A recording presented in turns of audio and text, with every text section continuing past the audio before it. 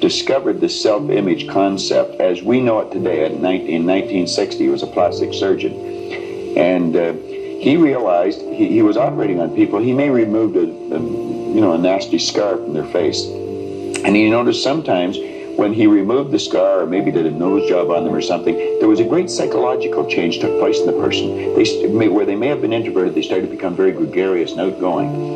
And he postulated that there must be two images that we have, an exterior image, and we also have an inner self-image. And he started to study this, and he wrote a magnificent book on it called Psycho-Cybernetics. And psycho-cybernetics, psycho being the mind, cybernetics being the science of control and communication. And he goes into this, and he explains how every one of us has an image in our mind of ourself, and it's called a self-image. Too many people don't know much about themselves, and so they don't have a very good image of themselves. And you'll often notice that people will shy away from you. They won't look you in the eye. They'll look down or look up. They'll never try to do anything of any great consequence because they don't think they can. They have a poor self-image. But yes, if we're told we're not very good, you're just like your dad, you're a bum, you're never going to do well, you didn't go to school, you can't win. That's all false. We can do anything. And we should be encouraging a child. Give them a pat in the back rather than a kick. Okay, how can we improve it? Something specific. How can we go about making our self-image more positive? Well, if a person would sit down and let their body relax, totally relax, and build the image in our mind of how we'd like to see ourselves. How we'd like to see ourselves acting in life, relating to other people, our social life, see ourselves in the position we hold, or how we make our sales presentations if we happen to be in selling or something, and then take that picture and describe it, write it out in the present tense. I am so happy now that I see myself, and write it out. Now, a lot of people will laugh at this and say, that doesn't make any sense. It makes a lot of sense. They can't tell you why it doesn't. I could spend hours telling you why it does, and I could explain it in such detail that everyone would understand it. But write out a description of how you'd like to see yourself. Start to read it, and read it, and read it, and read it every day. Carry it around and keep reading it. The one point that all the great teachers, all down through history, have all agreed on, they've been in complete unanimous agreement on it, we become what we think about. Now, it may be fantasy at first, it might even appear to us as being a lie. But if you read it often enough, you'll start to believe it. And when William James said, believe and your belief will create the fact, you will see the person's personality change. I watch people in the seminars, personality change right in front of my eyes. And all they're doing is starting to see themselves different. They're starting to think different thoughts.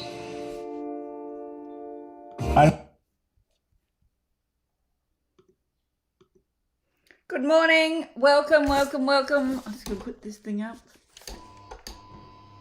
There we go. Hello.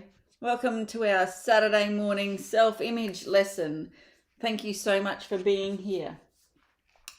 Now, when I first started with all of this, I turned up to a training. We went to a training in Toronto, and a lady got on stage and she said, and her results were like mine beforehand. She said that she didn't have very good relationships with her husband and with her family. She had one daughter, and she wanted to be different for her children or for her child. So she came up and she said about this concept of I wrote her and I became her. And I thought it cannot be that simple. You can't just write about who you want to be and magically turn into that person. And that is true. You can't just magically turn into it. It does take work. But I took on that and I thought, okay, if she can do it, I can do it. Just like I've told you guys, if I can do this, you can. It does take time. It does take persistence. And it does take you showing up like you've probably never shown up before. So I wrote who I wanted to be. I wrote the relationships I wanted to have with my children. I wrote how I wanted to wake up each day. I wrote so much about who I wanted to be, and every day I would read it. I even recorded it And the lady that you're going to meet in our Zoom later on today, she worked with me and helped me here in my office here at home and helped me at home. We'll tell you more about that story. But she would see me, like this whole office was designed around that couch that's there. I bought this couch, it was quite a funny story. I went into Cami Interiors, I think it was called, in Darwin. And I saw this. Back then my branding was all this light sort of pinky sort of colour. And I saw this couch. It had 2 chairs that went with it, and I fell in love with it. It was like $4,700 or something. I was like, I'm not paying that for that. I was a bit stubborn. Anyway, I thought, you know what? If it was like 2.5 or 2.6 or something like that, I would buy it. Anyway, they didn't tell me the price. They quoted, like they wanted to email me a quote price. So I gave them my email address and they quoted it for me. I'm like, oh yeah, no worries. And just didn't think anything else of it. A week later, they sent me another email and they said, Polly, we've just slashed that 50% off. So it comes down to like, I don't know, it was 2.6 or 40% off or something like that. Are you still interested? And I'm like, yeah, I'll take it. And this is what I want you to understand. Whatever you decide, like I made a decision, I will buy that if it's at this price. And I will do that if this. And this is where I was saying yesterday, I've got to be very careful about what I think about, because I've really trained my mind and trained my whole beingness to start to manifest straight away what it is that I think about. And, some people think manifesting is all about like just clearing your mind and let's just meditate and let's just allow it to happen. No, you got to make decisions. And it comes with imagination. Imagination is the most marvelous tool that you have ever been gifted. You've got to start to use it though for your good, not to start to think about all the what ifs that could go wrong, and not to like keep yourself stuck. You've got to use it to your advantage. Now, exactly what Bob Proctor said in that video, you've got to read it over and over and over again. Who do you want to be? How do you want to walk across a room? How do you want people to perceive you? How do you want to live?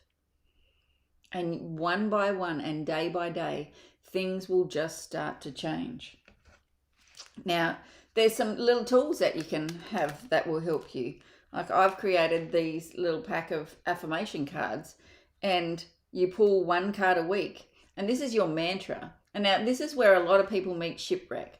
What they do is they do something and they change it each day. Today I'm going to go after this goal, and tomorrow I'm going to go after this goal. And they don't stick with it and persist in it enough until you get there.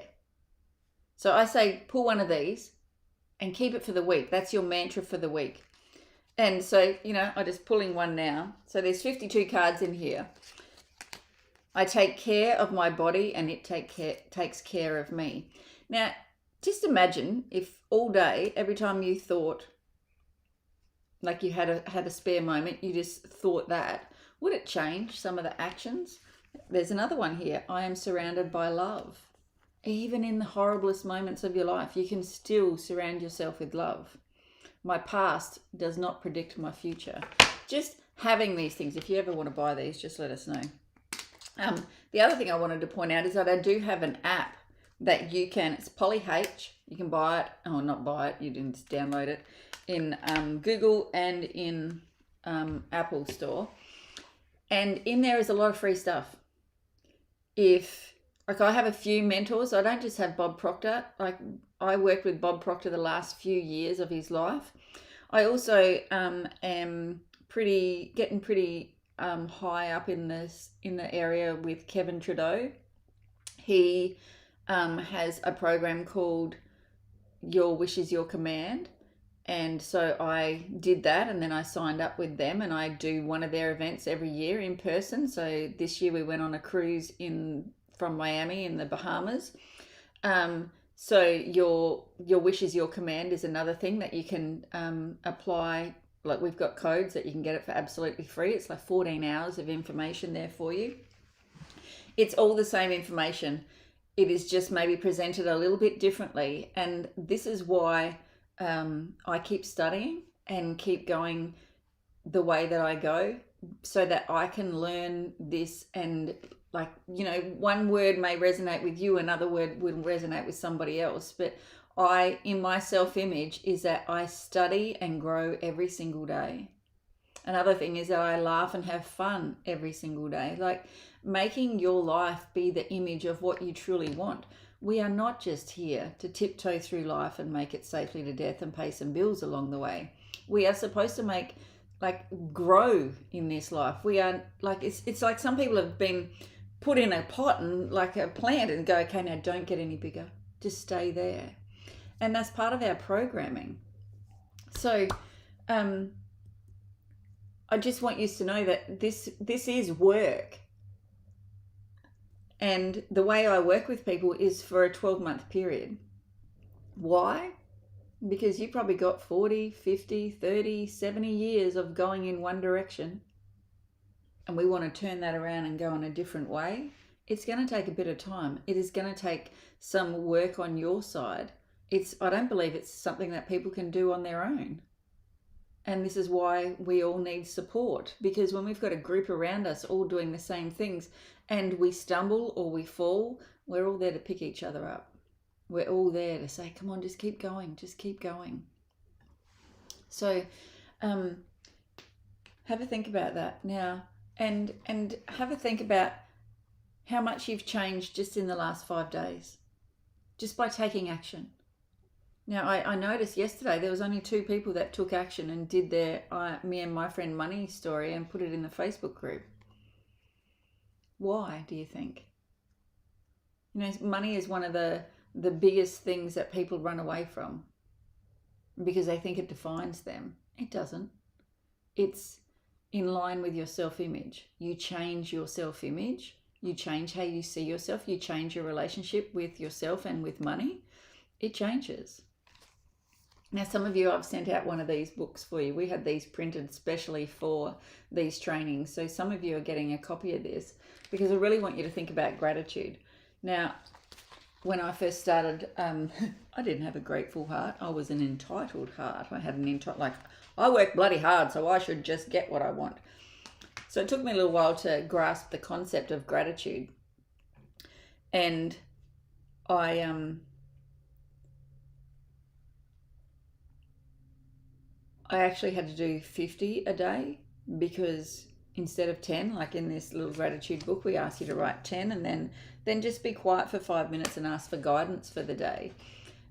There's so many things in your life that you can be grateful for. One of the YouTubes that I listen to a lot, and you know, like when we go fishing and stuff, I always start my day with gratitude, whether it's sitting there writing or listening. So there's a YouTube that I just say, I write in Brother David, good day. And he just gives you a different spin on gratitude. Now, you know, the first time I sort of did this on the boat, we were up in Crab Claw and sleeping on the boat, woke up in the morning and played it. And then there was dolphins as the sun came up sort of thing. I was just like, oh my God, like that was so, so nice. So being more grateful for the things that you have accomplished, for the things that you have in your life, like just light switches. You know, if we started having more gratitude for the things that are already here, guess what? You will attract to you more opportunities for you to be grateful. It's one of the most beautifulest, there's a good word for you, that I ever invested in. And it did take me a little while to get started. I was pretty stubborn, like far out, really. Like, I'm grateful for the water, I'm grateful for this, I'm grateful for that. But now, because I write why I'm grateful for it, so like my kids, the relationships with my kids, gratitude should pretty much bring you to an emotional state, like make you feel. So have a think about that and what you're doing as with gratitude. Now, Bob mentioned this book, and I brought this book out on Monday. We're going to do a little bit from it again today. So remember that Maxwell Maltz was a plastic surgeon, and he noticed if he fixed something on somebody's body, it doesn't mean that they instantly changed. Some did, some didn't. So he realized that there's 2 images. There's what you portray to the world, and there's the image of how you see yourself.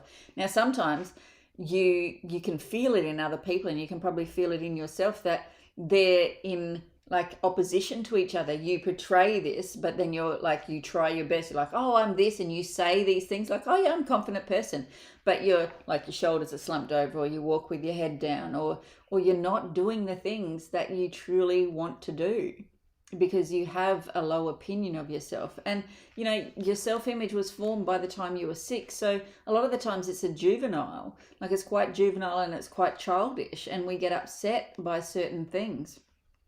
So we've got to use our imagination.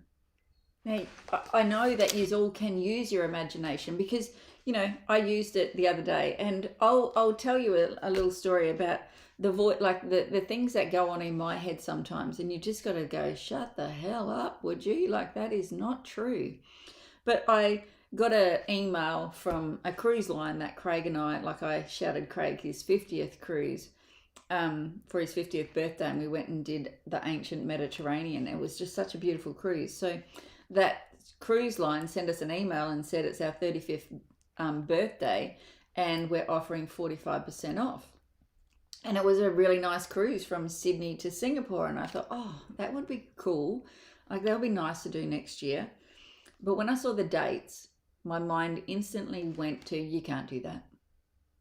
I'm like, why can't I do that? Because that's your daughter's birthday. You can't do that. She won't let you because you always do something special for her birthday and blah, blah, blah, blah, blah, the story. And I was like, oh, yeah, okay. So I just put it, like, discarded it. Then on Thursday, we were out for dinner.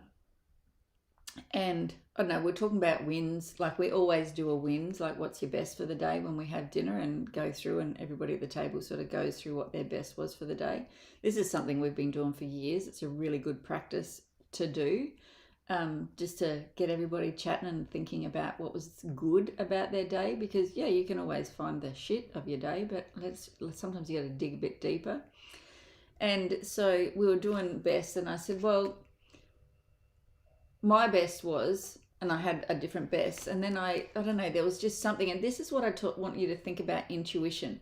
You are given prompts in your mind, like, Paul, you should just mention that cruise. I'm like, no, can't do that, because then she'll feel like I'm making up stories. Then she might feel that we don't care about her, blah, blah, blah, blah, blah. Anyway, it got a bit louder and louder, and I just said, okay, I got offered this cruise that I thought would be really nice, but I turned it down because it's on your birthday. And she's like, what? What would you do that for? Mum, I'm 23. It's not a big birthday. It's not so significant. We can do something later on. Book the cruise. But my mind had made up a story. Not because, just to hold us back, just to stop us from doing the things that we want to do. So yesterday, I booked the cruise. I rang the people, paid my deposit, I booked the cruise. But I used my imagination and saw myself on that cruise. And because it's in March, like, it's warmer weather here in Australia, and because we're leaving from Australia, I'm thinking, oh my goodness, I can sunbake, and I can we can just have a really nice time together. And I'm using my imagination to see us there, and I'm seeing us there getting being rejuvenated, because there's not a 30-hour flight to get there or anything. It's just a flight to Sydney. So, you're using your imagination for these things. Now you got to start to use it for you. Who do you want to be? How do you want to turn up in the world? What do you want to have? And you start aligning with that. Now, it does take practice. It does take persistence, because your mind will try and talk you out of it. That paradigm that you've got in your subconscious mind will start to shoot up stories to your consciousness. You can't do that, because this will happen and this might happen, and all your fears will come in. A lot of people play the what if game against themselves. What if this happens? What if that happens? What if? Who gives a shit? You'll work through it. And some of the things don't even happen. We worry about stuff that hasn't even happened. Draw a line in the sand from this moment onwards and say to yourself, I am only going to worry about the things that are present in my life right now. Because worry is negative goal setting. Write that down. Worry is negative goal setting. And as soon as I start to worry, my body turns into that frequency, and it tunes into that frequency. And guess what? If I can hold that place for 17 seconds, another thought for me to worry about is going to join it. And I hold it for another 17 seconds and another thought. And before long, you've got momentum to stop you. This is why a lot of people are procrastinating. And this is why a lot of people, they start getting diseases in their body. Remember what disease is. It's dis-ease. It's not ease. It's you're making up stories that haven't even happened. So I want to read you a bit of this from Psycho-Cybernetics. Now, if you have this book, this is on page 30. The first part is a practice exercise. The unhappy failure type personality cannot develop a new self-image by pure willpower or by arbitrarily deciding to. There must be some grounds, some justification, some reason for deciding that the old picture of the self is in error and that a new picture is appropriate. You cannot merely imagine a new self-image unless you feel that it is based on truth. Experience has shown that when a person does change their self-image, they have the feeling that for one reason or another, they realize the truth about themselves. The truth in this chapter can set you free of an old, inadequate self-image if you read it often, think intently about the implications, and hammer home its truths to yourself. So there's a few little steps here for you. Now, I want you guys to know this is not all my information. I did not make this stuff up. It's come from study. So I have read this book. I've got things marked in it. I read The Power of Awareness. I read Think and Grow Rich. I read A Happy Pocket Full of Money, The Having, and listen to these things all the time because your mind is easily distracted. Circumstances is so loud. What is going on in your life is very loud and it's bombarding you with information. This is why a goal is so important. When you've got a goal, you go, okay, that is not going to be a part of my goal, so I'm not going to focus on that. This is where I'm going. I'm only going to focus on that. So remember we talked about your built-in success mechanism, like it's like a GPS. It's like, okay, once we put the coordinates in there, it's like, okay, let's get you straight there and let's get you there the easiest possible way. Here's some things for you. Your built-in success mechanism must have a goal or target. This goal or target must be conceived of as already in existence now, either in actual or potential form. It operates by either steering you to a goal already in existence or discovering something already in existence. So think about that. This is why we write it in the past or present tense. We don't write it as we will or we hope to. We are already there. The automatic mechanism is teleological. That is, it operates or must be orientated to end result goals. Do not be discouraged because the means whereby may not be apparent. Remember, forget the how.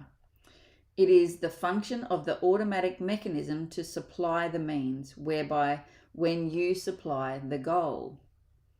Think in terms of the end result and the means whereby will often take care of themselves. So get into the picture of you already there.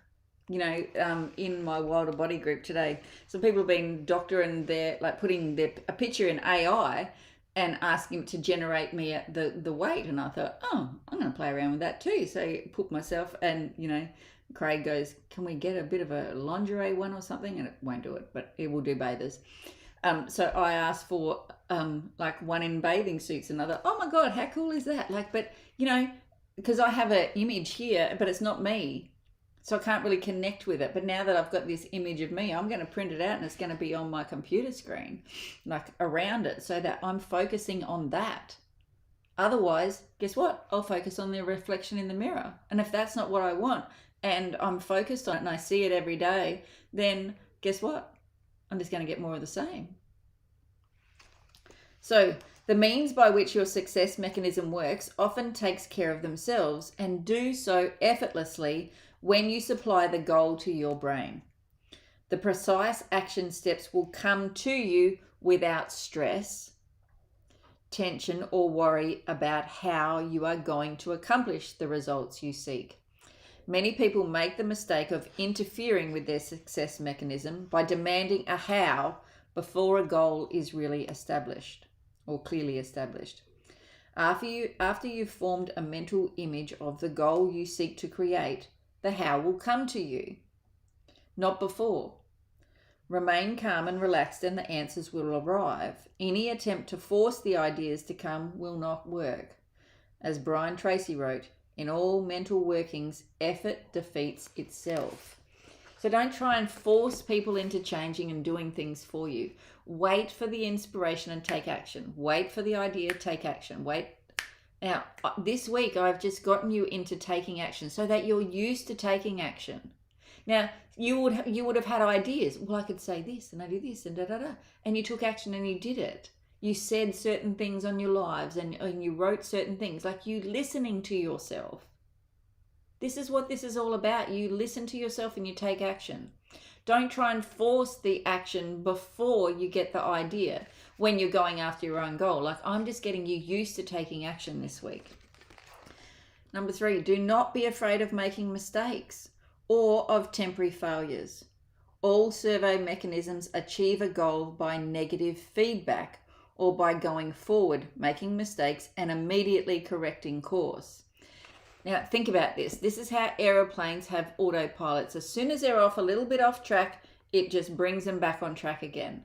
That is what a goal is going to do. When you focus on that, as soon as you start to deviate, it's going to bring you back in. Your servo mechanism will serve you. But if you don't listen to it, you'll end up off track. And the same with your paradigm.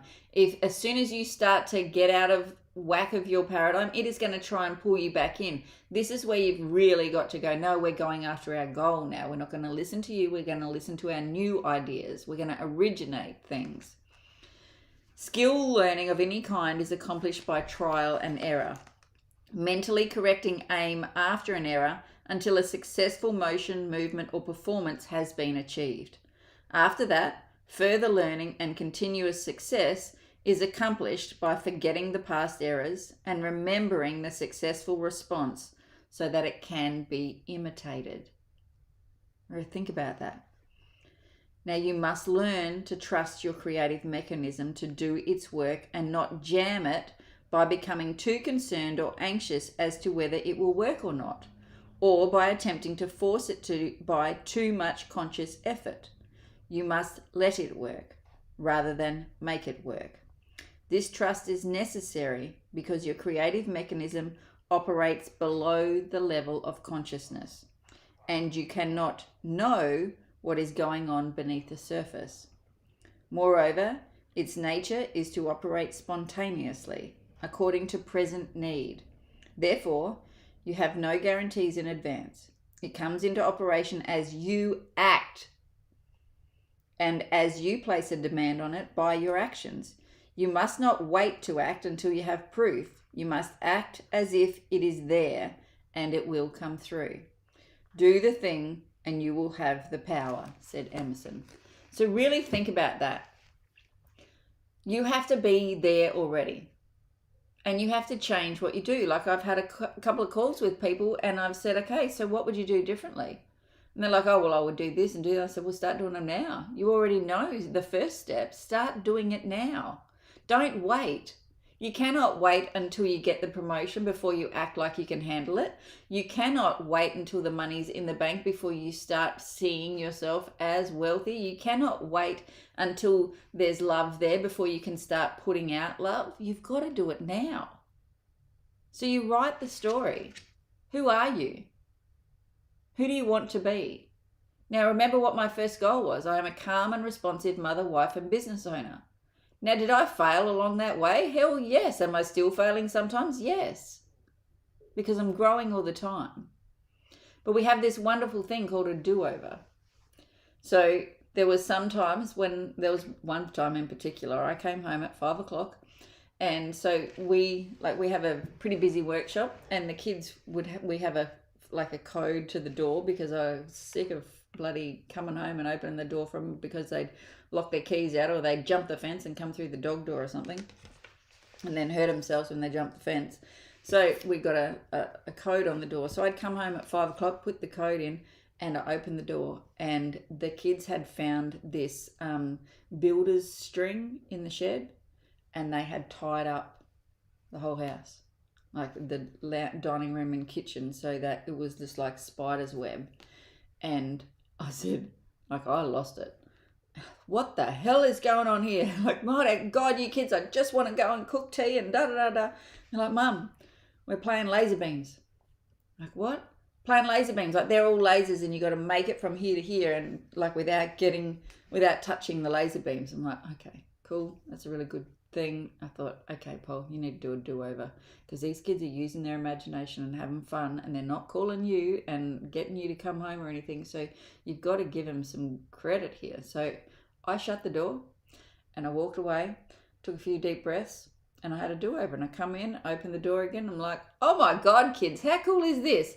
However, I think it's probably a better thing to do outside, because I've got to get your dinner ready and we've got homework to do and blah, blah, blah, whatever we had to do. And they, you know, my kids looked at me like, okay, she's doing that crazy shit again, where she's being somebody different. And so I had to do that over and over again. I remember many times, even with my husband, we were out driving buggies one day and I hopped behind the seat, and because my feet didn't reach the pedals, because look, I'm only 5'1" and a bit, you guys, so I didn't have a pillow behind me, so I'm sitting in this Polaris Ranger, and every time we went over a bump, my foot would just go down on the accelerator, or we'd bunny, like, you know, things like that. And Craig was like, what? And he lost his shit at me like, you crazy woman. And then I had to sort of just sit there and go, okay, I think the reason you got cranky then was because you felt like you had no control. I get that. I am sorry. But, you know, it wasn't intentional. And he had to go, yeah, righto. Yeah, you're right. I didn't feel in control, so it scared the hell out of me.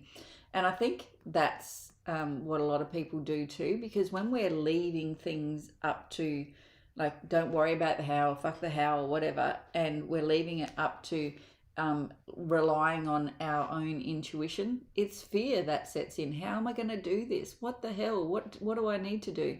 So there's a bit of that going on, but understanding that you can change it, but you've got these neuro pathways in your brain that you have to start to change too.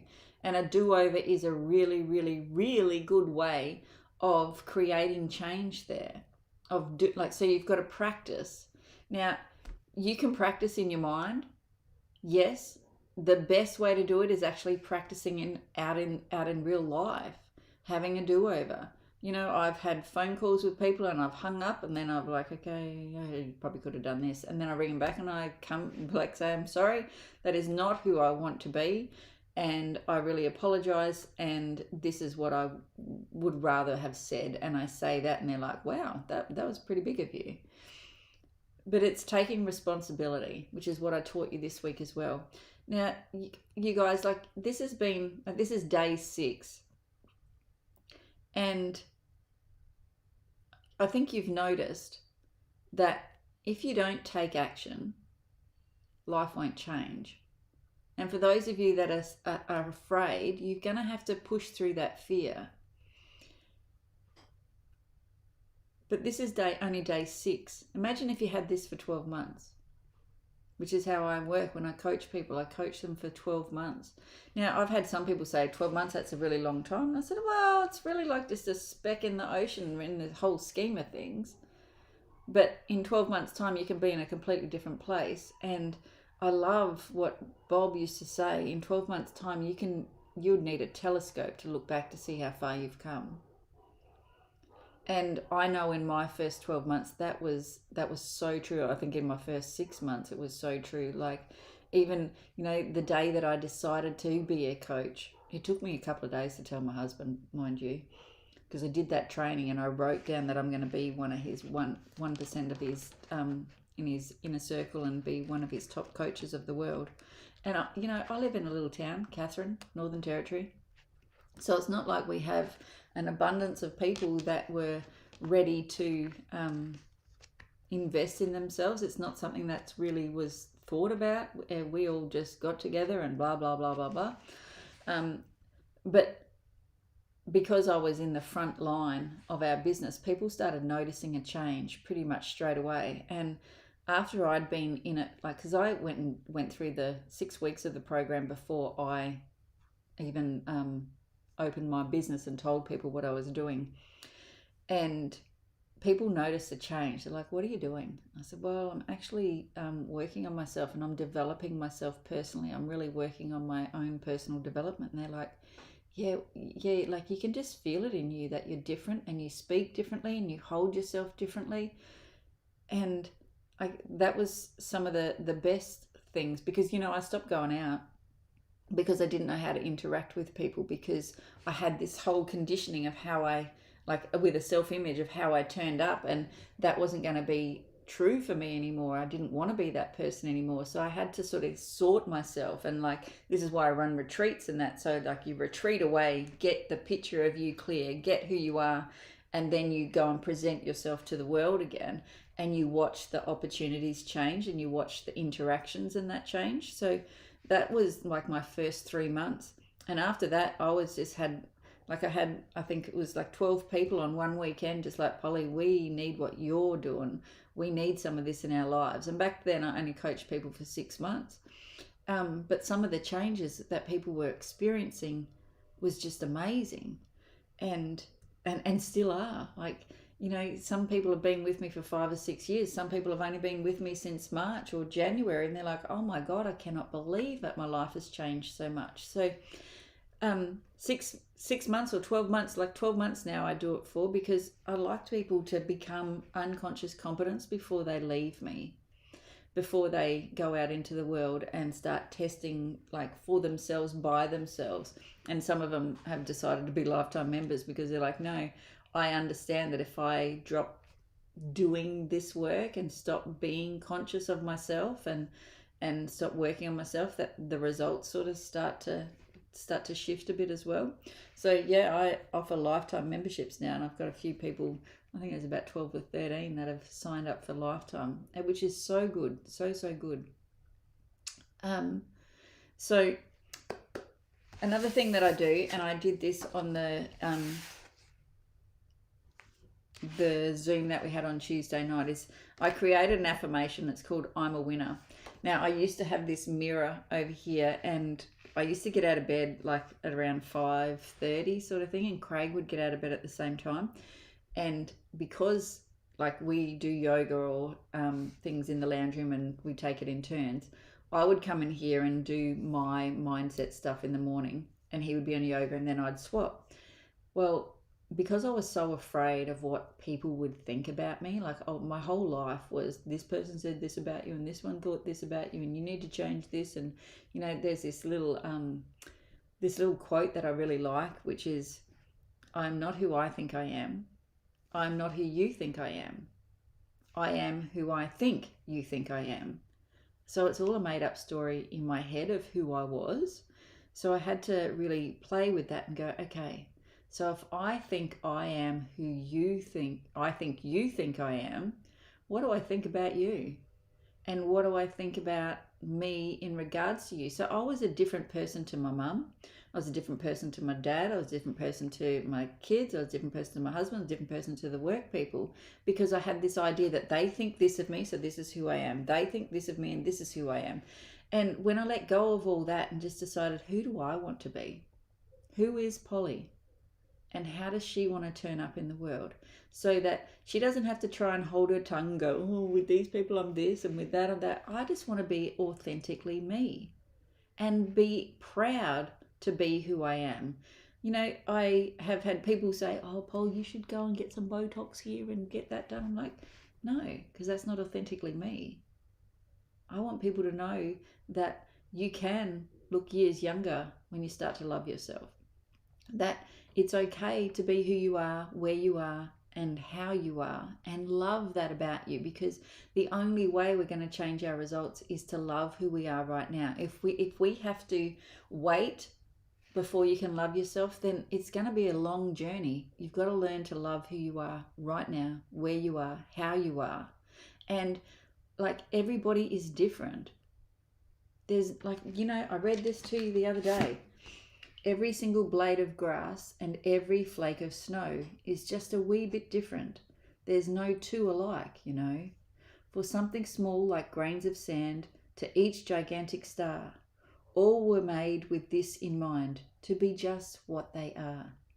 How foolish then to imitate, how useless to pretend, since each of us comes from a mind whose ideas never end. There'll only be one of me to show what I can do, and you should likewise feel very proud there's only one of you. That is where it all starts, with you, a wonderful, unlimited human being, James T. Moore. Like, when I think of that, like, I am supposed to be different. I am supposed to stand out. And the other thing is, I am supposed to challenge how you think. Because if you keep thinking the way you've always thought, you will keep getting exactly what you've got. Now, your paradigm is going to fight me. And you are going to look for ways to go, well, like some of you have said, you swear too much, I can't hear this and I can't listen to this. That's okay. I'm challenging your paradigm. Or you think this and I can't think that, so I can't listen. Just allow yourself to ask yourself, what if I can change what I believe? What if I can let down my guard and be open-minded and have a look and join some dots in my own life before I disregard all of this? Because your paradigm will fight you. Be like, no, if we take that on, that means we're going to have to change our ideas, and that's not going to work. And, you know, even I've had people that came to the training in Townsville and they went and bought a new wardrobe before they turned up. And even the shop assistant said to them, it may take you wearing these clothes around the house a little bit to get used to it because it's different to what you're used to. You're going to have to persist because the comfort side of you will say, just get back into this. It feels better. But the growth side of you wants to challenge it, to be different. And, you know, I've had people that will ring me and say, you know, even Sue, I'll use Sue as an example. I hope you don't mind, Sue. I'm sure you won't. Because last year in May, well, it was probably before May, it was maybe in March or something, she rang me and she said, Pol, I really want to come to Mind Shift in Cairns, but I'm afraid that I'm going to sit in a hotel room and be sick.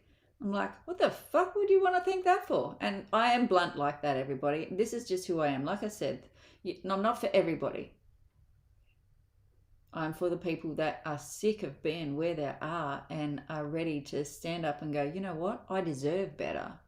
I am whatever I want to be. So I said, why the hell would you want to think that? And she says, what? She said, well, what's happened before? I said, that doesn't mean that it has to happen this time. You're going to come to Mind Shift and you're going to push through and you're going to be happy, healthy, and you're probably going to end up wealthy. And like I said to you all yesterday, Sue was on a pension. And we sat there in Mind Shift, and as soon as we came up with an idea, because, you know, she was already a chicken lady. She was making, like, you know, there was the bird flu thing was going around. And I had a retreat at the same time with all my team. So there was like 7 or 8 of us in this house, and we only allowed to have a dozen eggs each. So one would go in and buy a dozen, another one would go and buy a dozen and stuff. And Sue said, man, you wanted eggs? You should have told me. I could have brought you up heaps. And then while we were in that event, I said, have you ever thought about selling your eggs to other people then, Sue?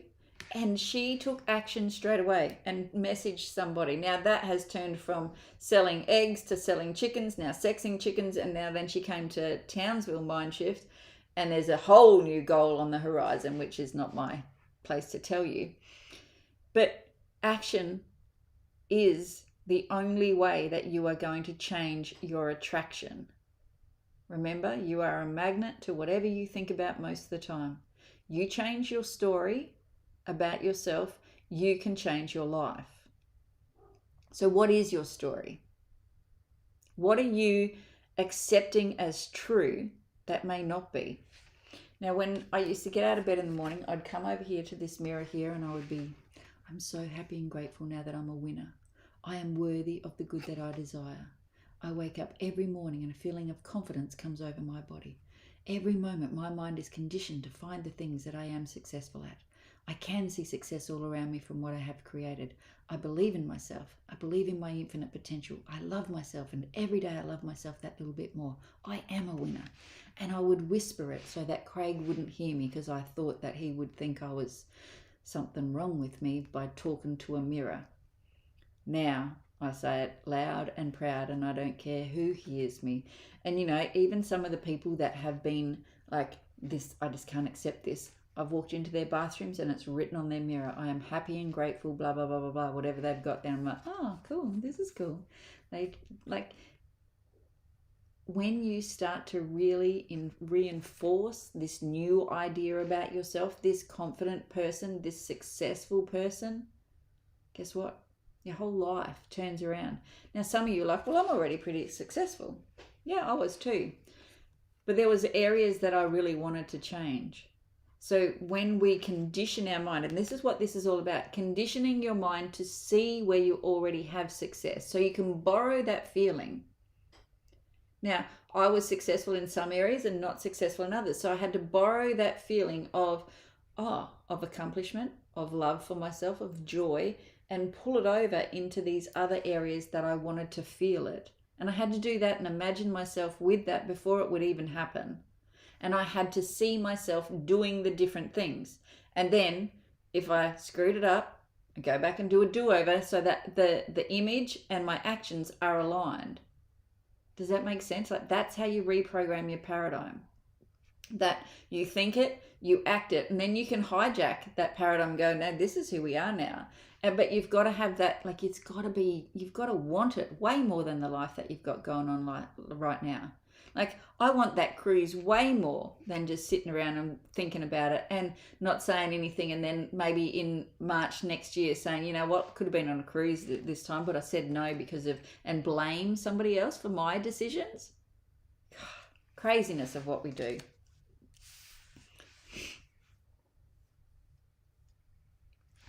So really think about, what are you holding on to? What ideas of the world can you change? What's the opinion of yourself that needs to change for you to have your goal? Are you willing? And you got to ask yourself, am I willing and able to let them go so I can let in some new stuff? Because you're already full. You can't just start a new habit. One has to go. And if you just try and delete a habit, so say, and Bob tells this story quite easily, and I did the same thing there for a while, that if you just take out drinking, or like his was drink, so he just took out drinking, but he walked across the street and gambled instead.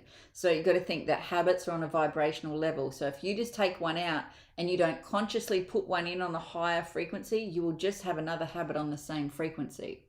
So I did that, stopped drinking and overate. So I stayed there. So then it's just like, okay, so I have to create a new habit. So what is it? I treat my body well, and I look after it, and I love it. And so then I had to look at all the things that I was doing. Is this treating my body well? Is this treating my body well? And those sorts of things, rather than just letting something else jump in. You've got to do it consciously. And this is what we talked about, conscious competence. You've got to be conscious and consciously choose what is going to come in its place. Otherwise, your paradigm will choose for you, and it'll pick another one that's going to keep you on the same level of frequency. Because your paradigm doesn't want you to change. Your ego doesn't want you to change. And, I'm always really, really honest with people. I don't let you sit there, because you staying where you are, who's that going to help? Nobody. It's not going to make the world a better place. And, there was some things brought up on Tuesday night. How can you do this and do this, everything that's going on in the world? Can you get to the place where, imagine if we're all going after something that's good. We have a goal that is something that's good. And we're all focused on bringing in more good into our life. What would we focus on? Would we turn the news off? Would we not focus on that? Because, it's only there because there's so much focus on it. And I'll be like, maybe a bit of conspiracy, but if everybody's going after what they want, who would be in control? Because the media certainly controls a lot of people. The pharmaceutical companies certainly control a lot of people. The food industry certainly controls a lot of people. Politicians control a lot of people. And how do they do it? With fear. They inject fear into society. So when you can start to leave fear and don't think about the things that haven't even happened and may never happen, and only think about where you're going, a lot of these things will not be a part of your life anymore. So, prizes from yesterday. There was only 2 before I jumped on here that had done the work. So I'm only going to do 2 prizes this week. And one is for Chris Floriani. You're doing amazing. You're doing so good. And the other is Valentina David. They're the only 2 that did their money story yesterday or today. So I'm only going to call out two prizes. Because, you know, the thing is, a lot of people want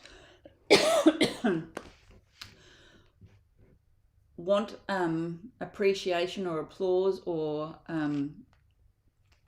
somebody to look at them, sort of thing, by doing negative things, by not doing the work. I only give things out for people doing the work.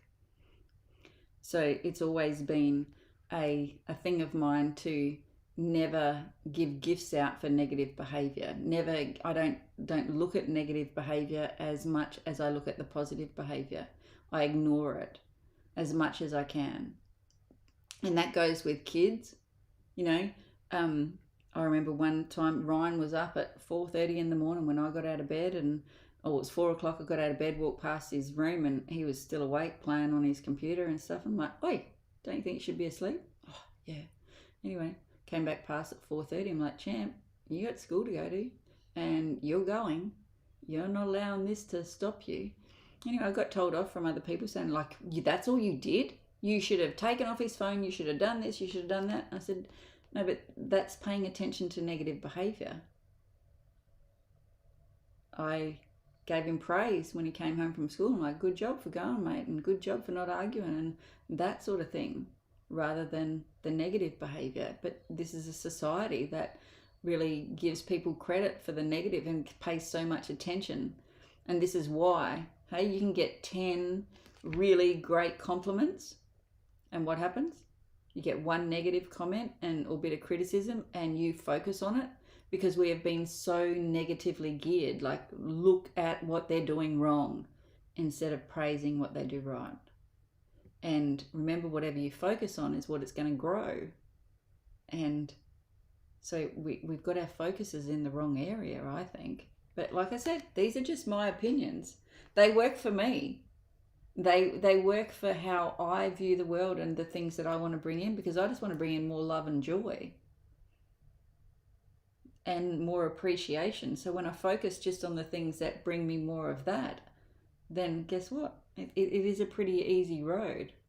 But we've been hijacked by, like, social media, all these groups that are like keeping you stuck in what's going on in the town and whatever. So this is why I love my Life by Design group, is because if anybody starts being negative in there, I just kick them out. Like, no place.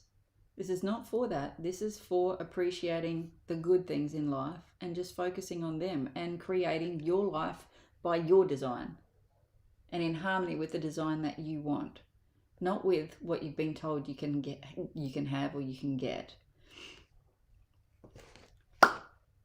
So your self-image comes with imagination first. You've got to have a goal first, and you've got to understand that you can have anything that you want. You can be anybody that you want. You are a human being.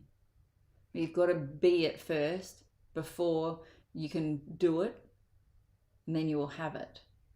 So you've got to get in your imagination and start to see. Now, there's lots of things available to you these days. We didn't have ChatGPT when I was writing out my goals. I used to have to sit there and figure it out and write out my why and get connected to it. Like, that thing can really help you, and it can give you pictures and all sorts of stuff. It's a pretty cool tool these days. It's up to you what you do with it. But this is your life. And if you want help in making it more of yours instead of falling into line with everybody else. Maybe 12 months with somebody and a group of people as me as your coach and calling you on your bullshit. And like, not that, and that's not a derogatory thing, but you know, sometimes we've been stuck in a loop and stuck in a cycle that doesn't work for us. And when we can break that, sometimes we don't even see that we were doing it to ourselves. I sure as shit didn't know it was me. I was blaming everything else.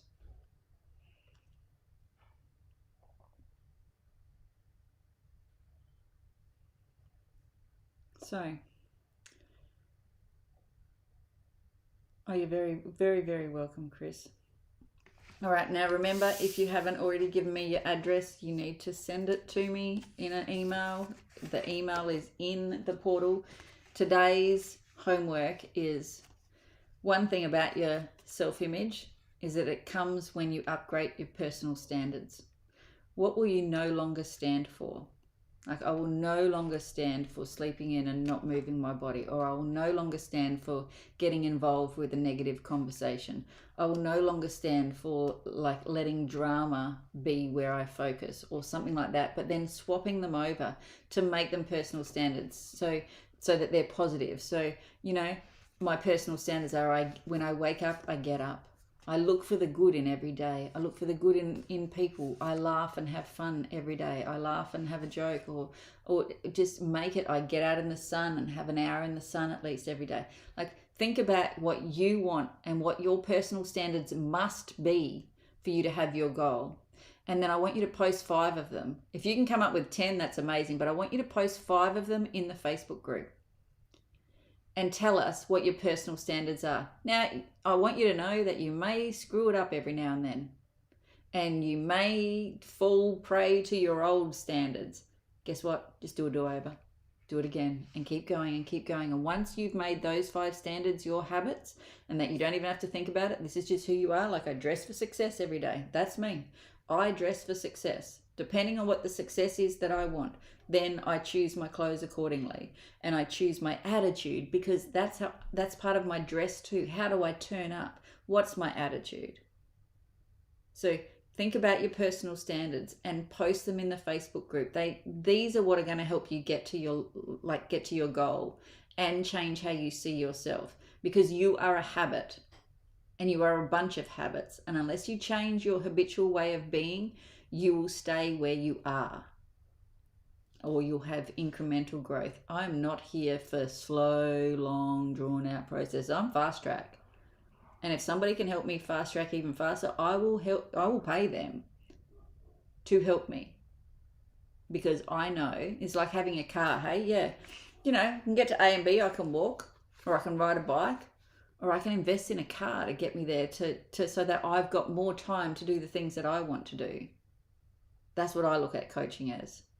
Help me get there faster, so I don't have to zigzag all over the place. Just help me get there. So if you haven't already, there's still some calls left. Get in there and get them done. It'll be tomorrow and Monday, and a bit on Tuesday is all I sort of have left. Get in there, get it done. And if you, the other thing, somebody asked, do we have payment plans? Yes, we do. And I also have a finance company that's I'm hooked up with. It's called Lifestyle Finance, and they, like 90% of my people use them, and that way, like, our relationship is really, really clean, and they only work for Australia and New Zealand though. But yeah, I hope you've enjoyed this last 6 days, and go back and watch it again. You would have changed something in your mind, and you will hear something different if you go back and watch them. They all come down 8 o'clock Monday night. So get in there and keep doing this. We're about to jump into Zoom, and I answered some questions, and you're going to meet a lady called Valentina David, that she's going to come in and tell her a bit about her story, of how she came into this work and what she's been able to accomplish doing it.